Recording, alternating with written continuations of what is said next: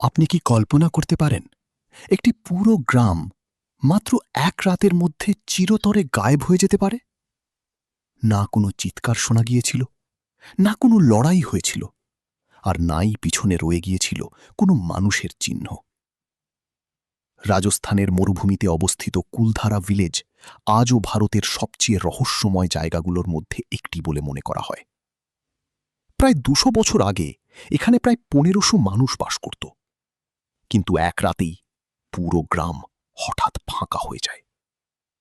কথিত আছে সেই সময় এলাকার এক নিষ্ঠুর দেওয়ান গ্রামের এক মেয়েকে জোর করে বিয়ে করতে চেয়েছিল।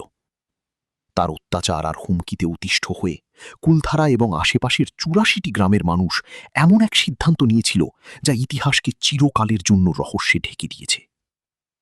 আর তারপর মাত্র এক রাতের মধ্যেই সবাই নিজেদের বাড়ি ছেড়ে চিরতরে গায়েব হয়ে যায়। সবচেয়ে ভয়ঙ্কর বিষয় হল, যাওয়ার আগে তারা এই গ্রামকে অভিশাপ দিয়ে গিয়েছিল যে এখানে আর কোনো দিন কেউ বসতি গড়তে পারবে না। আজও মানুষ দাবি করে রাতের সময় এখানে অদ্ভুত শব্দ শোনা যায়। অনেকে এখানে ছায়ামূর্তি দেখতে পাওয়া এবং হঠাৎ অস্বস্তি অনুভব করার কথাও বলেছেন। কিন্তু আসল প্রশ্ন আজও একই রয়ে গেছে, কুলধারার মানুষ কি সত্যিই অভিশাপ দিয়ে গিয়েছিল, নাকি এর পিছনে লুকিয়ে আছে এমন কোনো রহস্য যা ইতিহাস আজও বুঝে উঠতে পারেনি? পুরো গল্প জানতে ডেসক্রিপশন বক্স অবশ্যই চেক করুন। আর এমনই রহস্যময় ও ভয়ঙ্কর ভিডিও দেখতে ফলো এবং সাবস্ক্রাইব করতে ভুলবেন না।